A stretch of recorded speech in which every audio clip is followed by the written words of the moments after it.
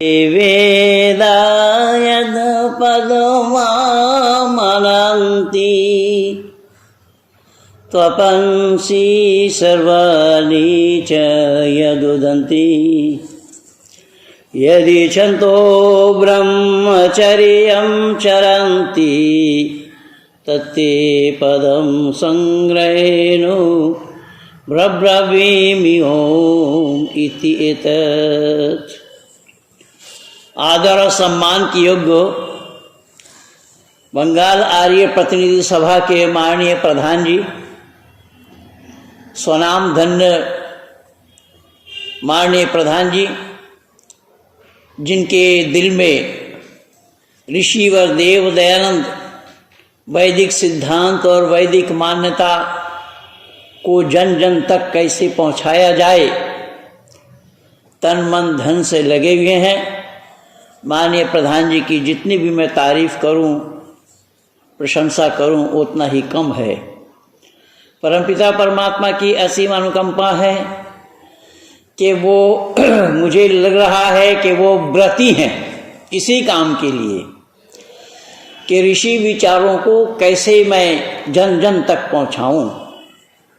परमपिता परमात्मा की असीम अनुकंपा है कि वो लगे हुए हैं। माननीय आर्य समाज बड़ा बाजार के मंत्री जी, सभी धर्म प्रेमी सज्जन वृंद, हमारे प्रयास करने पर भी हम लोग नहीं जुटा पा रहे हैं।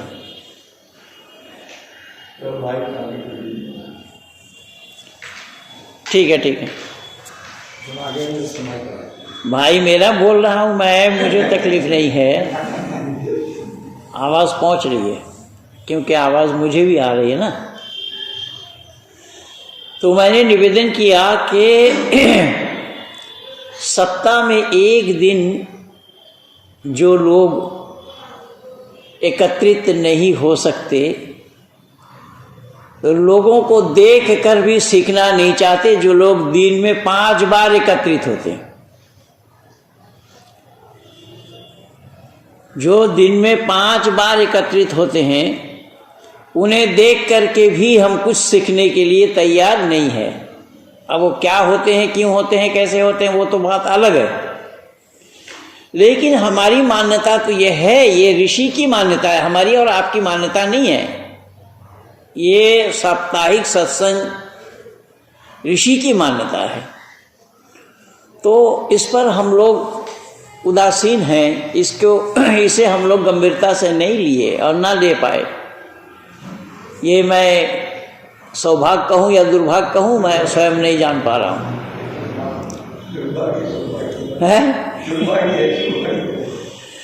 तो फिर भी ऋषिवर देव दयानंद ने जो चीज़ें हमें दी हैं, मैं इस दावा के साथ ये कह रहा हूँ और कहता आया हूँ, और यही कहने का कारण है आज 39 वर्षों से इस काम को करने से। आप लोगों ने ज़रूर देखा होगा सुदर्शन न्यूज चैनल में कि आतंकवादियों के हिट लिस्ट में मेरा नाम आए। देखा है आप परसों वाला? हाँ, तो सुदर्शन न्यूज चैनल में दिखाया। खैर, उसमें मैं भी था चैनल में।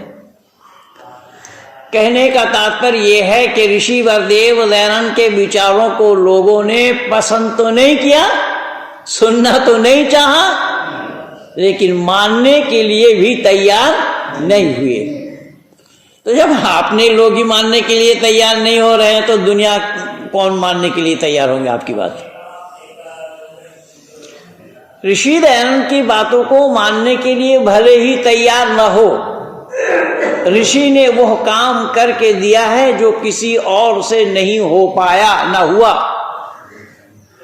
और ऋषि के लिए मैं कह रहा हूं कि न भूतो न भविष्यति।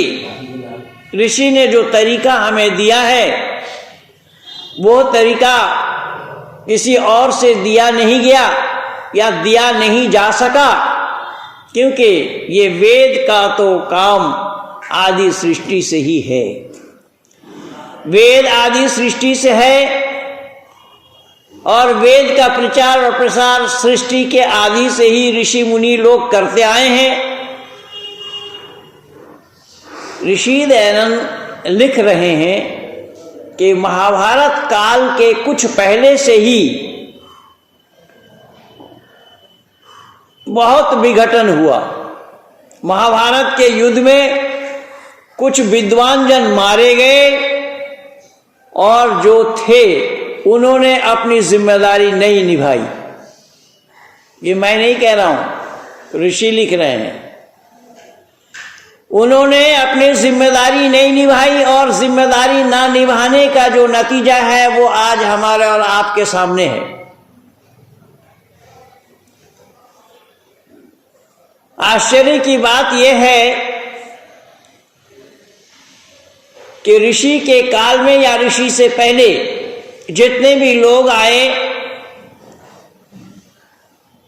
सबने परमात्मा की बातें तो की, लेकिन ऋषि वरदेव दयानंद ने परमात्मा के संदर्भ में जो जानकारी जनता जनार्दनों को दिया है वो किसी और से दिया जाना संभव नहीं हुआ। मैं एक दावा के साथ ये बात कह रहा हूं। आप कहेंगे क्या प्रमाण है कि और लोगों के द्वारा नहीं हुआ और ऋषि दयानंद ने परमात्मा के बारे में प्रमाण दिया? खूबी की बात यह भी है कि ऋषि वरदेव दयानंद ने परमात्मा के बारे में प्रमाण तो दिया और उन्होंने अगर प्रमाण दिया तो वेद से ही दिया है। बाकी दुनिया के लोग वेद छोड़ चुके थे। ऋषि कह रहे हैं कि जो कुछ भी मिलना है परमात्मा के बारे में, जो कुछ भी जानकारी चाहिए, जो कुछ भी पाना चाहते हो आप, वो केवल और केवल वेद में ही है। वेद से ही पाया जाना संभव है, वेद में ही मिलना संभव है। लेकिन हम लोगों ने तो वेद को ही दूर हटा दिया। यही कारण बना कि ऋषि दयानंद के बाद भी बहुत सारे ऋषिगण आए। उन ऋषियों ने कहा भी था कि वेदों के तरफ लौटो। अब वेदों के तरफ लौटने के बजाय हमने वेदों को ही लौटा दिया।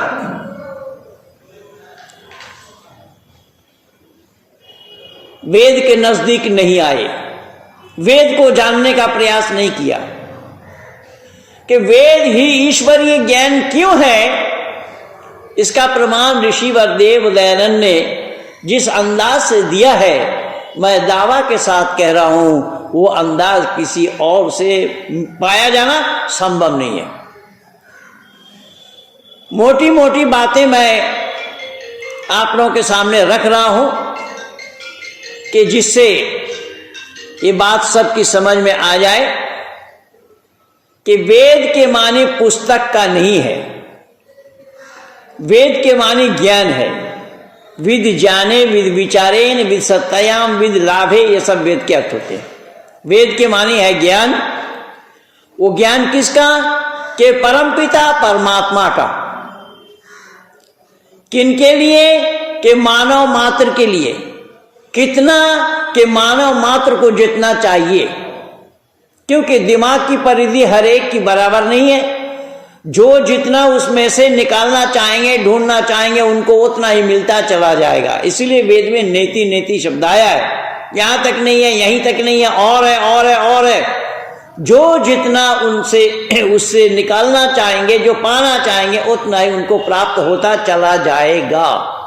वेद का ज्ञान समाप्त होने वाला नहीं है।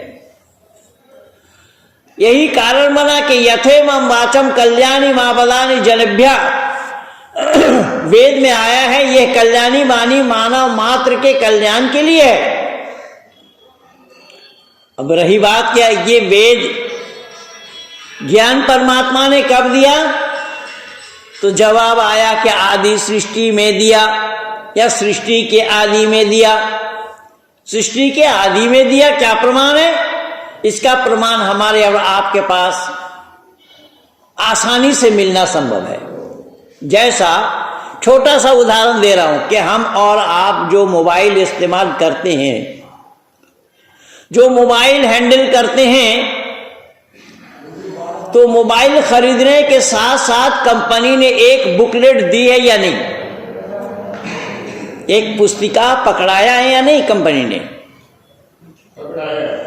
कंपनी ने एक पुस्तिका पकड़ाई, उस मोबाइल को हैंडल करने का तरीका सारा उस पुस्तक में लिखा हुआ है।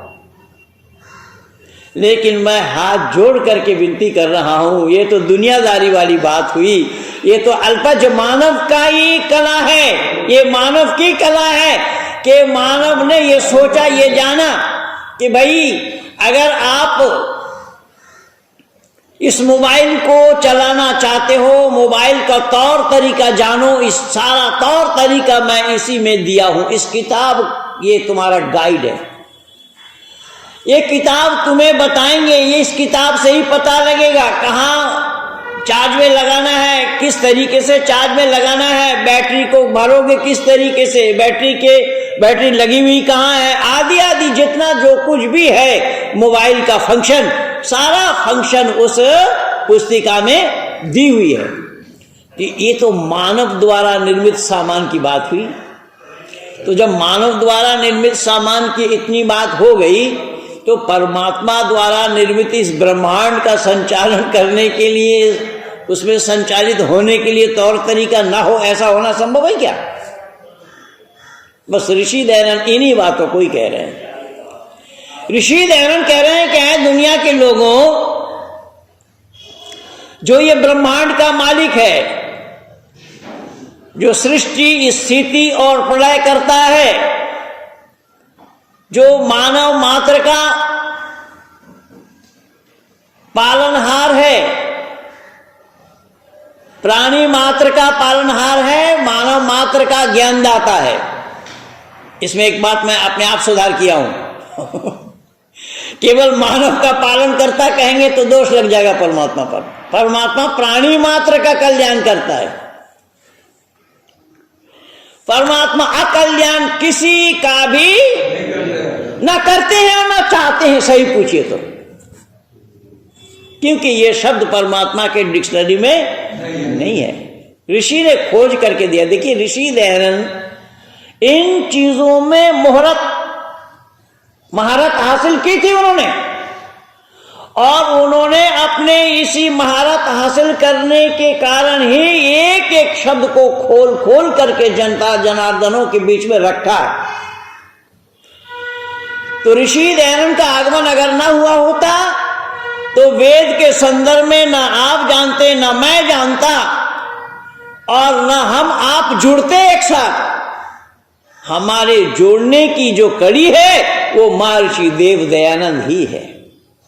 अगर दयानंद का आगमन ना हुआ होता तो हम और आप भी नहीं जान पाते वेद को, नहीं जान पाते आर्य समाज को, नहीं जान पाते आर्य समाज के उद्देश्य को, नहीं जान पाते वैदिक संस्कृति को, नहीं जान पाते सत्य सनातन वैदिक धर्म को।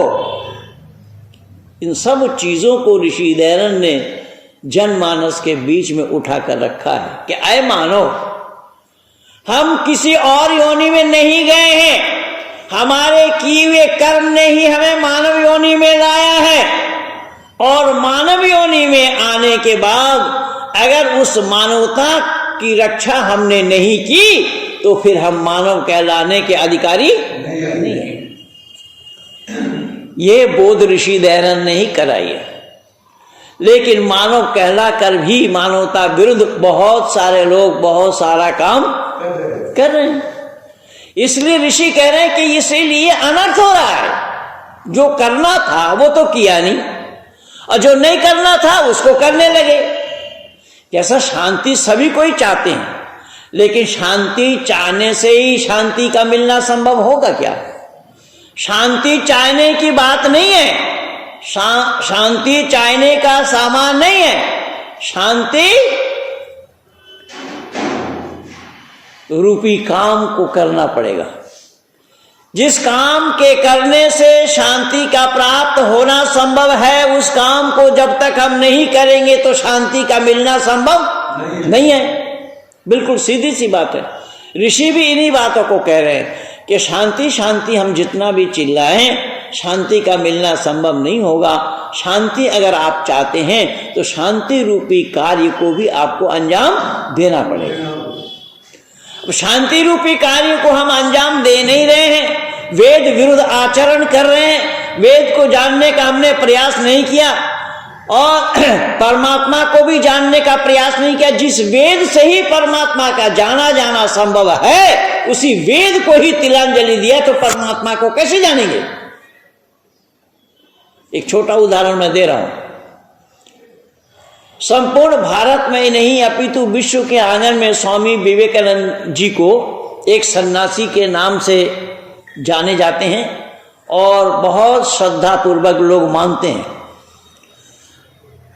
और हिंदू वर्ग के लोग तो खूब मानते हैं, और उसमें बंगाल प्रांत के बंगाली लोग खूब मानते हैं, भले ही कोई और माने या ना माने। लेकिन आइए जरा हम विचार करके देखें, क्या स्वामी विवेकानंद ने ईश्वर के बारे में कोई जानकारी हमें दिया है?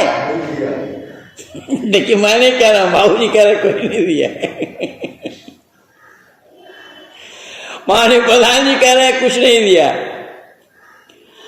अब मैं प्रमाण दे रहा हूं, इनका कहना कहां तक सार्थक है ये मत समझिएगा कि आर्य समाजी लोग तो दयानंद को छोड़कर किसी का नाम नहीं जानते इसीलिए कह रहे हैं। नहीं, मैं प्रमाण दे रहा हूं उन्होंने क्यों कहा कि स्वामी विवेकानंद अगर ईश्वर को जानते होते तो उनको ये कहना ही नहीं पड़ता कि प्रत्येक आत्मा अव्यक्त ब्रह्म है। स्वामी विवेकानंद कह रहे हैं, लिख रहे हैं अपनी पुस्तक में कि प्रत्येक आत्मा अव्यक्त ब्रह्म है, और ऋषि दयानंद कह रहे हैं कि ब्रह्म अलग है, परमात्मा अलग है, जीवात्मा अलग है, और प्रकृति भी अलग है। ये तीनों सत्ताएं अलग अलग है, लेकिन तीनों समकालीन है। प्रत्येक आत्मा ब्रह्म हो जाए ये कहीं पर भी संभव, किसी प्रकार से भी संभव नहीं है, क्योंकि ब्रह्मा का सत्ता अलग है और जीवात्मा का सत्ता अलग है। जीवात्मा अल्पज है, परमात्मा सर्वज है, तो सर्वज रूपी परमात्मा अल्पज रूपी जीवात्मा कैसे हो जाएगा? तो बोले मैं है, चलो मान लेते हैं मैं है, तो ऋषि दयानंद इसे नहीं रोका। ऋषि दयानंद ने कहा कि परमात्मा जीवात्मा में है, इसमें कोई संदेह नहीं, लेकिन जीवात्मा परमात्मा नहीं है। ऋषि कह रहे हैं कि जीवात्मा परमात्मा नहीं है, परमात्मा का सत्ता अलग है। और आर्य समाज के दूसरा नियम में बहुत सुंदर स्पष्टीकरण ऋषि ने दिया है। ये किसी और से दिया जाना संभव नहीं हुआ और ना किसी ने उजागर किया है। मैं तो दावा के साथ कह रहा हूं कि परमात्मा के बारे में लोगों को जानकारी नहीं है, तो वो जानकारी देते कैसे? ऋषि ने यहां क्या लिखा देखिएगा। ऋषि ने लिखा है कि परमात्मा सत्य, चित्त और आनंद स्वरूप है, अर्थात 3 गुण वाला है। अब यहां ऋषि बतला रहे हैं कि परमात्मा में 3 गुण है, वो सत्य है, चेतनता भी है और आनंद स्वरूप है। अगर ये जीवात्मा उस परमात्मा का सत्ता हो तो जीवात्मा आनंद और निरानंद दोनों में क्यों है? ऋषि कह रहे हैं परमात्मा आनंद से वंचित नहीं होते, वो सदा सर्वदा एक रस में ही रहने वाला है। परमात्मा आनंद से वंचित नहीं होते हैं, वो सदा सर्वदा आनंदित रहते हैं। आनंद से वंचित होना परमात्मा का लक्षण नहीं है, और ये जीवात्मा में कभी आनंद और कभी निरानंद, अर्थात सुख और दुख जीवात्मा के लिए है, और परमात्मा को दुख छू नहीं सकता। अब कितनी बड़ी बात एक छोटी सी मिसाल के तौर पर ऋषि ने दिया, देखिएगा कितनी ऊंची बात है, कितना ऊंचा दर्शन है कि इस सच्चाई को दुनिया वालों ने जानने का प्रयास नहीं किया। ऋषि कह रहे हैं कि परमात्मा आनंद स्वरूप है। अगर परमात्मा जीवात्मा में आ जाए, या जीवात्मा परमात्मा हो, या परमात्मा जीवात्मा का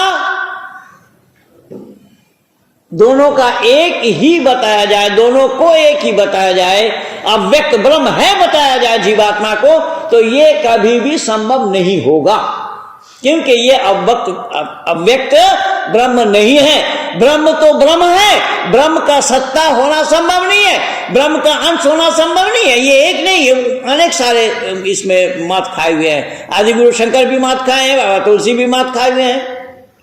बाबा तुलसी कह रहे ईश्वर अंश जीव अविनाशी,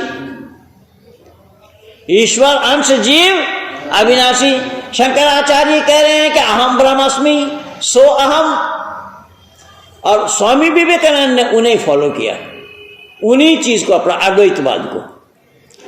तो ये कहने का तात्पर्य यह है, जरा विचार करके देखिएगा कि अगर प्रत्येक आत्मा अव्यक्त ब्रह्म हो या ईश्वर अंश जीव अविनाशी हो, ईश्वर का अंश जहां बोलेंगे तो आपको पहले ये निर्णय लेना पड़ेगा कि अंश तो ठोस होगा, तरल होगा या गैस होगा। इन तीन दशाओं में आप अंश निकाल सकते हैं।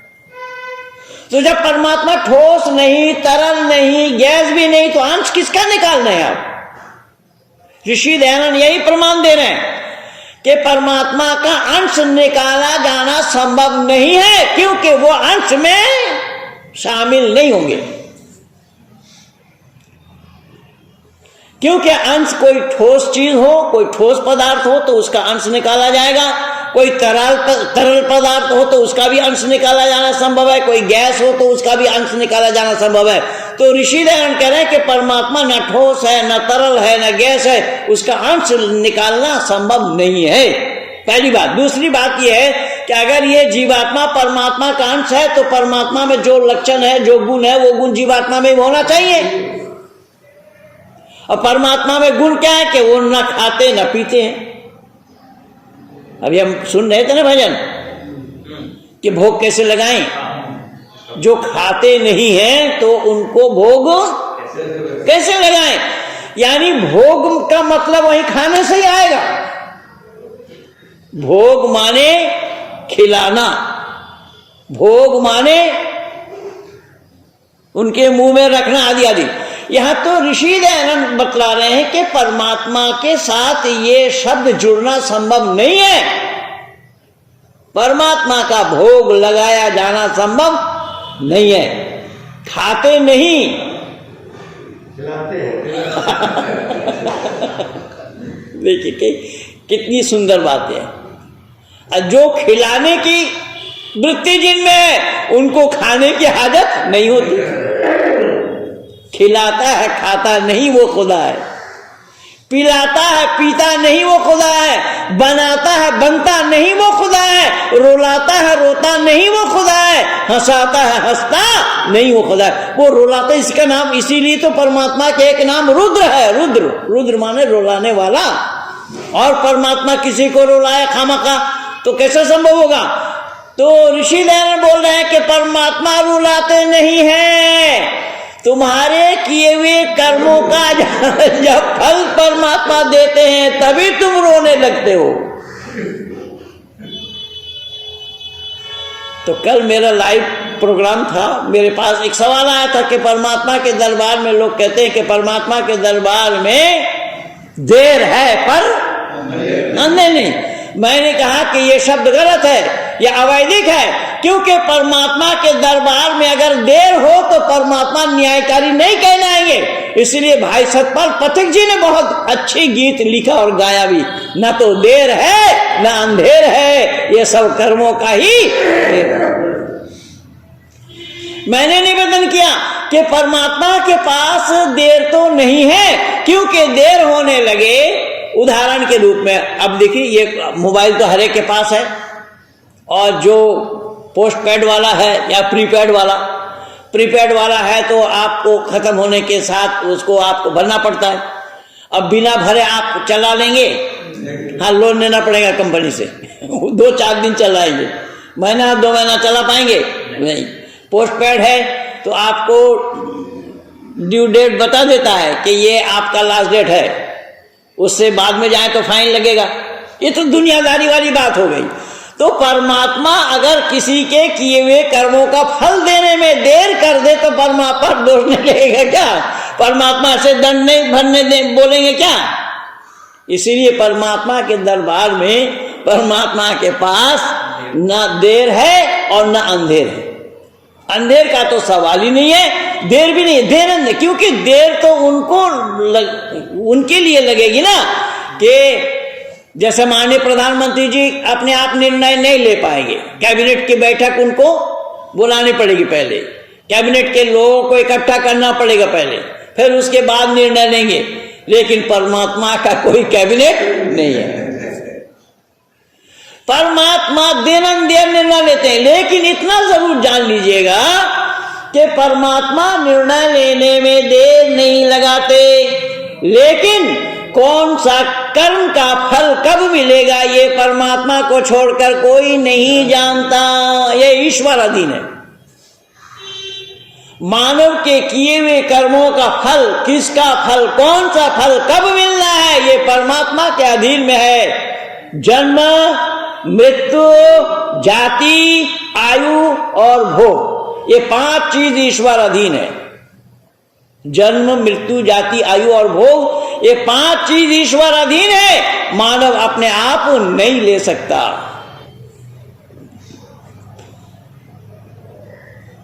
क्योंकि ये व्यवस्था ईश्वर के अधीन है।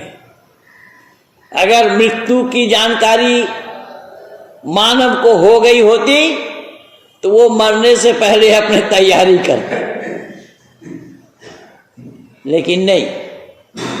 जाति, कौन किस जाति में जाएंगे, जाति के माने ये नहीं जो आज हो रहा है उत्तर प्रदेश में, ये ब्राह्मण है तो गुजर है तो कौन क्षत्रिय है तो कौन क्या है, ये सब जाति नहीं है, ये सब वर्ण है। जाति केवल उसको बताया गया है कि समान प्रसवात्मिका सा जाति, प्रसव करने का तरीका जिनका ऐसा है वो सब एक जाति के हैं। तो मानव मात्र का एक जाति है, पर जाति वो है, ये मानव जाति हो गया, कोई घोड़ा जाति, खच्चर जाति, गधा जाति, बकरी जाति, भैंस जाति, हिरन जाति आदि आदि, ये सब जाति है। अब दुर्भाग्य तो यहां पर ये है कि आज तक उन पशुओं को किसी ने नहीं पूछा कि भाई तुम्हारी कौन सी जाति है, उसे देख करके पता लगता है कि ये बकरी जाति है, घोड़ा जाति है, गधा जाति है, खच्चर जाति आदि आदि। अब मानव को देख करके मानव को पता नहीं लग रहा, मानव पूछ रहा है तुम्हारी कौन सी जाति है। ऋषि कह रहे हैं कि ये सरासर परमात्मा पर दोष लग रहा है।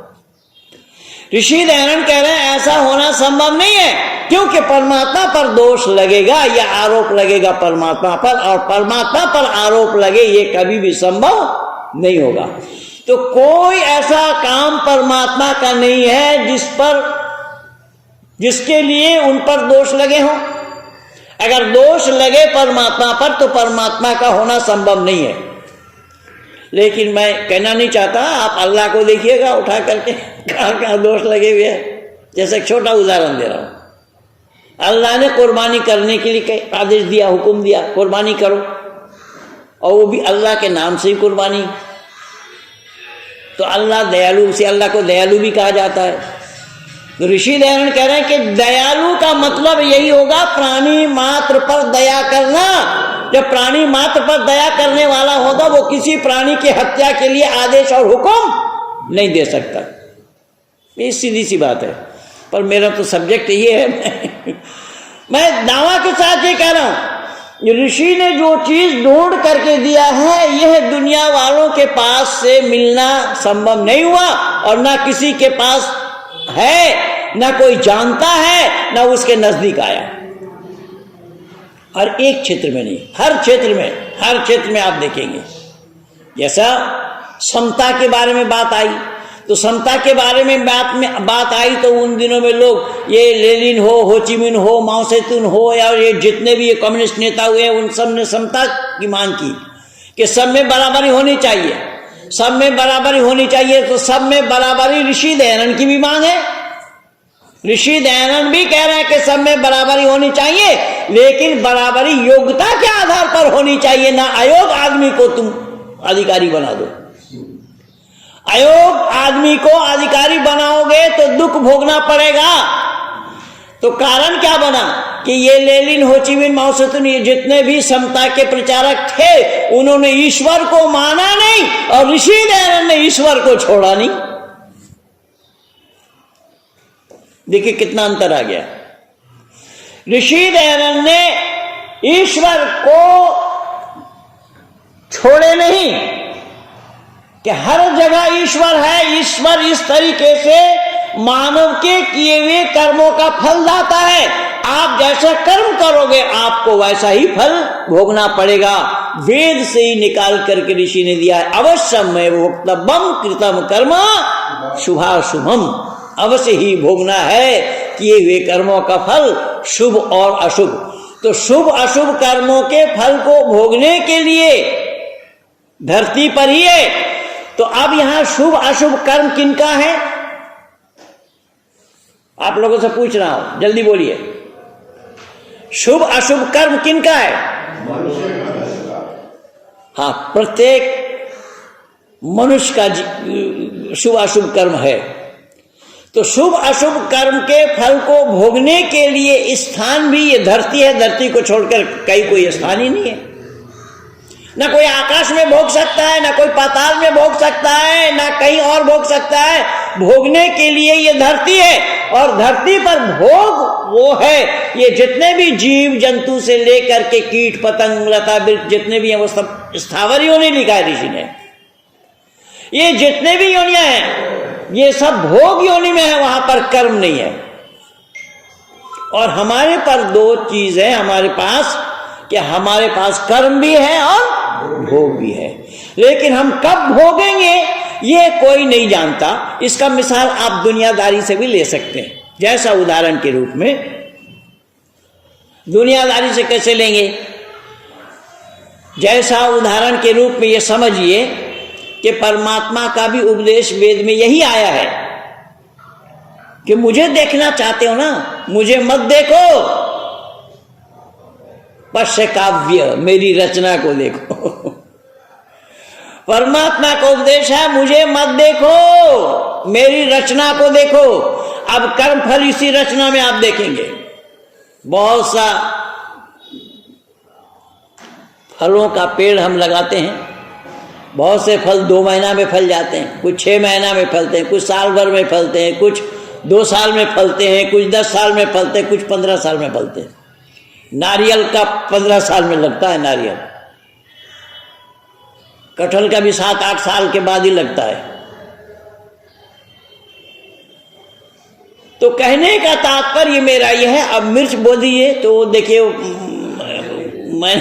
महीना के अंदर में उसका लगना शुरू हो जाएगा।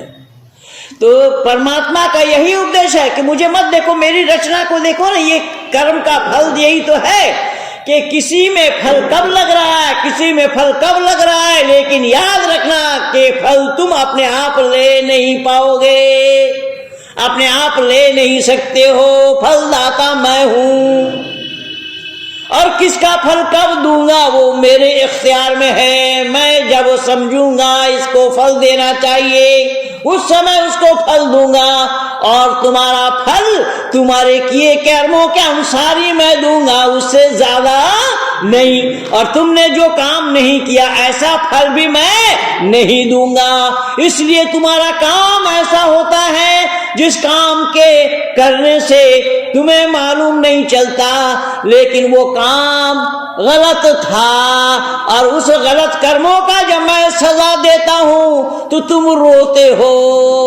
और मेरा नाम बदनाम करते हो, रुद्र कहते हो मेरे को। परमात्मा ने कहा मैं रुद्र तो हूं, लेकिन तुम्हारे गलत कामों का सजा दे करके तुम्हें नहीं रुलाता हूं। तुम्हारा रोने वाला काम हुआ, रोने वाला काम तुम करोगे, और चाहोगे कि रोना ना पड़े, ये तो संभव नहीं है। इसीलिए परमात्मा हर एक पर दया करते हैं, क्योंकि हम ओम शब्द का अर्थ ही है सर्वरक्षक। तो जो सबकी रक्षा करे, सर्वरक्षक, ओम शब्द का अर्थ ही है सर्वरक्षक, जो सबकी रक्षा करे वो औरों के साथ अन्याय करेगा क्या? ये तो परमात्मा के शब्दकोश में नहीं है अन्याय, अन्याय नहीं है। अब ये लोग कह रहे हैं कि मैं अभी असदुद्दीन ओवैसी को बोला, बोले 4 राउंड गोली चली। भाई 4 राउंड चले चाहे 40 राउंड चले, अल्लाह जब तक नहीं चाहेगा तो नहीं होगा। तो तू परेशान क्यों हो रहा है? जब अल्लाह ने चाहा तो गोली चली, तो फिर कुरान को झूठा बोलो तुम। ये कुरान में ये बातें नहीं है। वमा तशाऊन इल्ला यशा अल्लाहु रब्बुल आलमीन, कुरान खुद कह रहा है, एक जगह नहीं अनेक जगह बोला है कि जब तक मैं ना चाहूं, तुम्हारे चाहे बगैर कुछ भी नहीं हो सकता, कुछ भी नहीं कर सकते हो जब तक मैं ना चाहूं। तो अगर अल्लाह ने चाही तो गोली चली, परेशान क्यों हो रहा है? अभी हिजाब को लेकर के क्या हो रहा है वो तो आप लोग सब देख ही रहे हैं, जबकि कोई मसला नहीं था हिजाब वाला। ये केवल यूपी का चुनाव है, उस चुनाव को अस्थिर करने के लिए ये साजिश है। तो खैर, मैं निवेदन कर रहा हूं, यहां परमात्मा का उपदेश यही है कि ऐ मेरे संतानों, क्या तुम लोग यही समझते हो कि मैं पिता हूं, पिताओं का भी पिता हूं, और मेरे अंदर में रहम ना हो, दया ना हो? ऐसा हो सकता है? ऐसा कभी भी नहीं हो सकता। मैं दयालु हूं, दया करूंगा, लेकिन तुमने जो काम किया है उस किए हुए काम में कोई दया के लिए रियायत नहीं है। इसलिए उस काम की सजा जब मैं दूंगा तो तुम रोते हो, और रुलाने वाला भी मैं हूं, इसीलिए मेरा एक नाम रुद्र है। तो ऋषिवर देव दयानंद ने परमात्मा के बारे में सब चीजों को ढूंढ ढूंढ करके दुनिया वालों के सामने उजागर किया है। क्या है? दुनिया के लोगों, परमात्मा को जाने बगैर किसी को परमात्मा कह दो तो संभव नहीं होगा। अब स्वामी विवेकानंद जी कह रहे हैं मूर्ति पूजा करना प्राइमरी क्लास की पढ़ाई है। मूर्ति पूजा करना प्राइमरी क्लास की पढ़ाई है। अच्छा बंधु, मैं हाथ जोड़ रहा हूं, आप लोगों से पूछ रहा हूं कि मूर्ति पूजकों को बचपन से लेकर के मृत्यु पर्यंत तक उसी प्राइमरी क्लास में ही पढ़ाएंगे या स्कूल कॉलेज में पाठशाला में यूनिवर्सिटी में भेजेंगे? उसी में पढ़ रहे हैं। उसी में पढ़ रहे हैं।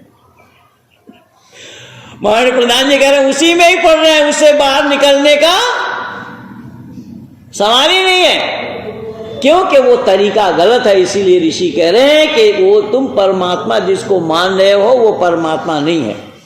तो बोले उसमें परमात्मा है, उसमें है। ऋषि ने कहा उसमें है, हो सकता है उसमें है, लेकिन भैया परमात्मा ईशा वासम इदम सर्वम है, वो ईश वास करने वाला हर जगह है, तो मूर्ति में है। लेकिन इतना तो जरूर याद रखना चाहिए कि परमात्मा तो ब्रह्मांड का मालिक है, विराट है, विराट विराट। ओम शब्द का अर्थ इसी सत्ता प्रकाश में देखेंगे आप, पतन समुल्लास में, कि परमात्मा को विराट कहा गया है। जब विराट है, वो ब्रह्मांड के मालिक हैं, तो ब्रह्मांड के मालिक जो खुद हों और उनको किसी कमरे में आप बोलो कि कमरे में है, उसी कमरे का मालिक ठहराओ, तो उन पर दोष लगेगा या नहीं? सातवां समुल्लास में ऋषि दयानंद यही दर्शा रहे हैं। ऋषि कह रहे हैं कि परमात्मा पर आरोप मत लगाओ, परमात्मा पर दोष मत लगाओ, क्योंकि परमात्मा को दोष छू नहीं सकता। अगर दोष छू दे तो वो परमात्मा न होकर के दूसरा कोई शय बन जाएगा, कोई वस्तु बन जाएगा। परमात्मा का बनना संभव नहीं है। तो इसी प्रकार ऋषिवर देव दयानंद ने एक शब्द में ही कहा कि वो सत्य है, चित्त है और आनंद स्वरूप है। परमात्मा कभी भी आनंद से वंचित नहीं होते, वो सदा सर्वदा एक रस में रहते हैं। लेकिन जीवात्मा सुख भी और दुख भी दोनों को ही झेलता है, सुख भी पाता है और दुख को भी झेलता है। और दुख जो झेलता है वो परमात्मा अपने तरफ से उन्हें दुख नहीं देते, अपितु जीवात्मा के किए हुए कर्मों का ही सबब है, फल है। तो ऋषि दयानंद इन्हीं बातों को दुनिया वालों के दिल और दिमाग में भरने का प्रयास कर रहे हैं। क्या है? दुनिया के लोगों, परमात्मा को पहले जानना पड़ेगा, क्योंकि मानव जीवन को सफल बनाने के लिए परमात्मा को जानना पड़ेगा। और क्यों जानना पड़ेगा? मैं फिर बोल रहा हूं, परमात्मा को तो हम लोग माता और पिता कहते हैं ना, बंधु और सखा भी कहते हैं कि नहीं? परमात्मा को त्वमिव माता च पिता त्वमिव त्वमिव बंधुश्च सखा त्वमिव त्वमेव विद्या द्रविणम त्वमेव सर्वम मम देव कहा जाता है ना। और वो हम वैसे नहीं कह रहे हैं, वेद मुकद्दस में भी परमात्मा के लिए यही आया है। त्वम ही ना पिता वसो त्वम माता शतगतो बभूविता आधाते सुमनमी महे। उसी का ही सरलीकरण हम और आप हिंदी में बोलते हैं, तुम ही वो माता च पिता तुम ही वो। जब परमात्मा को हम पिता कहते हैं तो पिता के गुण भी आना चाहिए या नहीं पुत्रों में? हाँ जी, पर ऋषि यही कह रहे हैं। ऋषि बोल रहे हैं अगर पिता के गुणों को तुमने धारण नहीं किया तो तुम कभी भी पुत्र कहलाने के अधिकारी नहीं बनोगे। अगर उस पिता के पुत्र बनना चाहते हो तो पिता के गुणों को भी धारण करो। कुछ गुण तो है तुम्हारे में और धारण करने पर और भी पा जाओगे। जैसा कुछ गुण है, बोले क्या है? तो बोले परमात्मा मरते नहीं है, परमात्मा अविनाशी है। तो ऋषि कह रहे हैं कि यह जीवात्मा भी अविनाशी है, जीवात्मा भी अविनाशी है, यह आत्मा मरती नहीं है। क्योंकि जब से परमात्मा है तब से जीवात्मा है, तब से प्रकृति है। तीनों तो समकालीन है, तीनों बराबर ही सही है। तीनों में फर्क सिर्फ इतना है कि परमात्मा ज्ञान में परिपूर्ण है और जीवात्मा में कुछ ज्ञान है और कुछ अज्ञानता है, और प्रकृति ज्ञान शून्य है, प्रकृति के पास ज्ञान नहीं है। तो जीवात्मा में कुछ ज्ञान है और कुछ अज्ञानता है। तो यह जीवात्मा अपनी अज्ञानता को दूर करने के लिए ही परमात्मा का सानिध्य लाभ करता है। जहां तक कहेंगे ना कि परमात्मा को ढूंढता है, तो परमात्मा को ढूंढता है ये शब्द ऋषि दयानंद के नहीं है। और ऋषि दयानंद वेद का प्रमाण दे रहे हैं, तज्जति तन्नयति तद्दुरे तद्वंति के। ऋषि दयानंद कह रहे हैं कि परमात्मा को ढूंढेगा कौन? बोले मूर्ख, जाहिल, अपढ़। क्योंकि बुद्धिमान कभी परमात्मा को नहीं ढूंढते हैं। इसलिए तज्जति तन्नयति तद्दुरे तद्वंति के, ए जति ना ए जति। बोले कि परमात्मा को अज्ञानी लोग ढूंढते हैं, ज्ञानी कभी भी परमात्मा को नहीं ढूंढते हैं। क्योंकि ना ढूंढने का कारण कि परमात्मा को ये अपने से अलग समझ रहे हैं, इसीलिए ढूंढ रहे हैं। ऋषि कह रहे हैं कि जब वो तो प्रोत है हमारे साथ सब जगह, तो ढूंढने का सवाल ही नहीं है। इसलिए तुमने जाना नहीं उसको, तुम्हारी अज्ञानता रूपी